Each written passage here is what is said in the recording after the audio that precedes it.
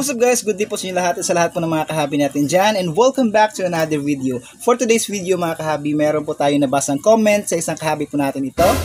Nagtatanong siya about dito sa ating Hilea CP60 or itong ECDC po natin dito. At sakto din dahil almost 2 years na po natin itong ginagamit. Ngayon magbibigay po tayo ng update sa inyo kung kumusta po ba siya, kung okay po ba siya, and pang long term po ba itong pump po natin na to. At kung ikaw bago ka pa lang sa channel natin na to at napunta ka lang dito dahil naghahanap ka ng mga ideas about fish keeping, para din po sa iyo itong video na to. So ngayon mga kahabi, before tayo magbigay ng update about dito sa ating Hilea CP60 na sobrang bigat, nasa mga 6 to 7 kilos po itong aerator po natin na to, kaya sobrang bigat po niya guys, pwede po siyang weights na pang-exercise. So yun, ano nga po ba yung gamit nitong aerator? So itong aerator po, isang mahalagang part po ito sa pag-aalaga natin ng mga isda, lalo na yung koi fish. Dahil itong aerator, nagpo-produce po siya ng hangin na lumalabas sa ating air diffuser or air stone na nag-create naman ng dissolved oxygen para sa ating mga alagang isda. And mahalaga na mataas po yung dissolved oxygen natin sa pan para di po mahirapan makahinga yung mga alagang isda natin. So kung bago ka pa lang sa pag-aalaga ng mga isda at naghahanap ka ng mga aerator, okay po na bumili po tayo ng ECDC na lang po agad dahil ito ay dual purpose po. Pwede po siya pag nagkaroon ng power interruption dyan sa lugar nyo, automatically mag-o-on na po siya dahil may battery po ito. Sa loob. So for almost 2 years na gamit po natin tong Hilea po. So sa mga kahabi, so kung may balak ka na mag-alaga ng mga koi, mas maganda mag-invest ka sa mga aerator na katulad nito, itong mga ECDC. So ngayon itong ECDC natin is ito po ay Hilea CP60, 60 watts, sa 6 to 7 kilos po siya. Yung battery naman po niya is yung nakalagay sa manual, nasa mga 8 hours nyo pong pwedeng magamit. Pero yung na-try po natin nung nagkaroon ng bagyo dito sa amin nga, kaya nga napabili po tayo agad nito. Dalawa po yung binili po natin. Yung isa yung gamit po natin dito sa likod. So na-try po natin na almost 24 hours po natin gamit itong aerator po natin nung bagyo. Pero yung gamit po natin is yung pinakamahinang level lang po niya ito. Ito guys. Yun. Ito yung pinakamahinang level niya, pero sobrang lakas na po na yan guys. Yan. Yung pinakamalakas niya, yan. So nalobat na pala siya guys dahil hindi ko na po ito nagamit kasi yung isa na lang po yung nagamit natin. Dahil yung isang pan natin, tinanggal na po natin. Yung mga alaga natin. Sobrang bigat po ng aerator guys, kaya pawis na po tayo. Ngayon, chinek na po muna tong video natin dito kung na-record po ba siya. Dahil pangatlong beses na po tayo mag-record. Natapos na po natin yung whole video pero di po na-record dahil po sa phone natin. Dito lang po kasi sa phone natin tayo nag-edit at lahat-lahat ng yan. 3 years na po natin itong ginagamit, kaya siguro pag nagka-budget tayo, bibili tayo ng bago para tuloy-tuloy na po yung pag-video natin. Kaya napakalaking tulong po talaga ng panonood nyo sa video ito mga kahabi. So yun, back to the video. So yun guys, dalawa po yung binili natin ito. Antayin muna natin matapos kumain yung mga kalapate. So yun nga po guys, dalawa po yung binili natin itong Hilea CP60 natin, itong ating ECDC. Gawa nga po nung bagyo, pinagsasalit-salit lang po natin. Nag-charge lang po or nagbabayad po tayo para makapag-charge po dun sa mga may generator po dito sa amin ng mga panahon yun. Noong mga panahon na yun, sobrang hirap po talaga. Pero yun, na-survive naman po natin. Kaya napakalaking tulong pag meron tayong ganito. So yun nga guys, after 2 years na paggamit po natin itong ating ECDC, yung isang unit po natin, ito, okay pa po siya. Yan. Ito po yung likod niya. Ang lahat po ng parts nito is original pa. Wala pa po tayo pinalitan. And hanggang ngayon, gumagana pa rin po siya ng maayos. Gumagana pa rin po siya ng maayos guys. Yan. Ganyan po kasi tayo mag-alaga.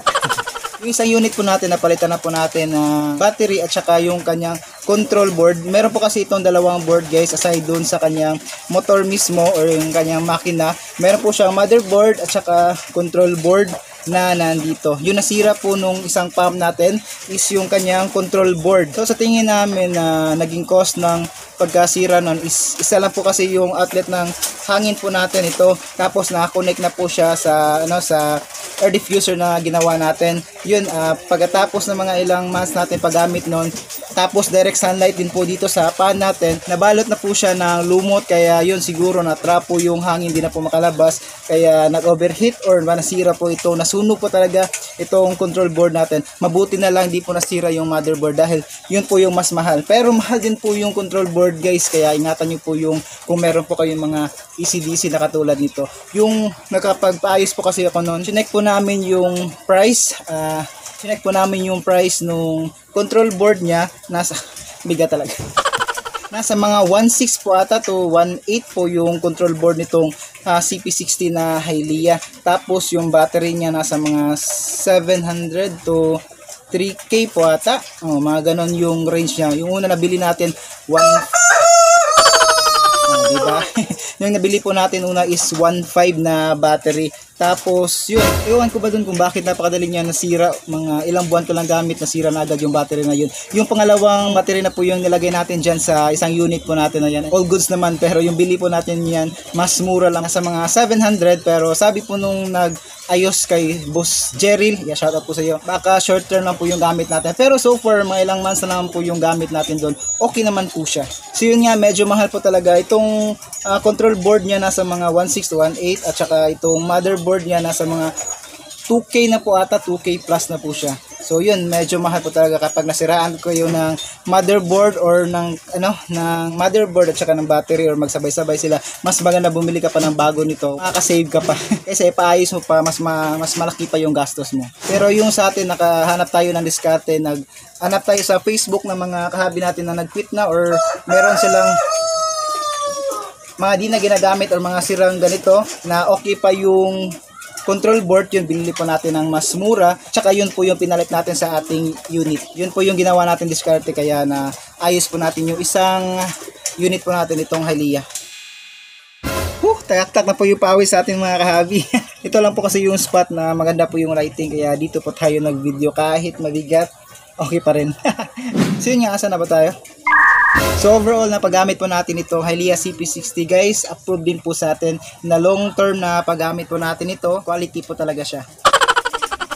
So sa mga kahabi natin dyan na balak bumili ng mga ACDC, okay po siyang gamitin. So yun guys, dito na lang po muna yung update natin dito, at para din po tayo nakapag-exercise nito. Kapag video tayo habang nag-exercise.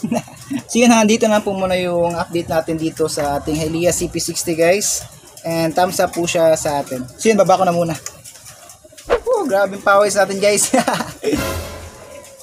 Yun, dito na po muna yung video natin mga kahabi. Kung nagustuhan nyo po itong video na to, please like, share, subscribe sa mga hindi pa naka-subscribe, and mag-comment lang po kayo dyan sa baba kung ano yung tingin nyo sa video na to, at kung ano yung mga hindi pa po natin na sagot na mga tanong, at pa-comment nyo lang po sa baba kung ano yung tingin nyo sa video na to, at kung ano yung mga tanong nyo pa, dahil kung kaya natin sagutin, sasagutin po natin yan. At kung hindi po natin kaya sagutin, magtatanong at mag-research po tayo, magtatanong po tayo sa mga kahabi natin para ma-share po natin yung information sa mga kahabi natin dyan. At kung meron ka mga idea dyan mga kahabi, please comment po kayo dyan para ma-share po natin sa ibang kahabi din po natin, para makatulong po tayo. Mas masaya po yung hobby na to pag nagtutulungan po tayo lahat. At yun, ulitin ko, please like, share, subscribe sa pamamagitan po na nakakatulong ka po sa paggawa ko ng mga video. Yun, dito na po muna. Thank you mga kahabi, and see you ulit sa susunod na video. Peace out.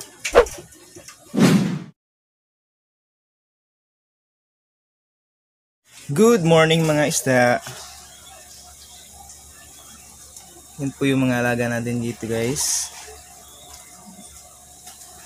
Yung isa nandun.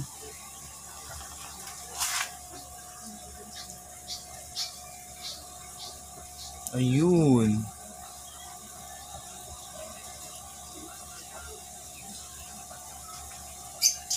Nag-aantay na sila sa kanilang pagkain.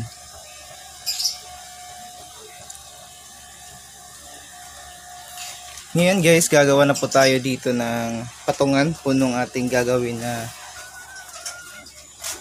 pump chamber. Dito po natin ilalagay. Siguro ito na lang po yung gagamitin natin. Dito. Ayan. Para may patungan po tayo ng ating chamber.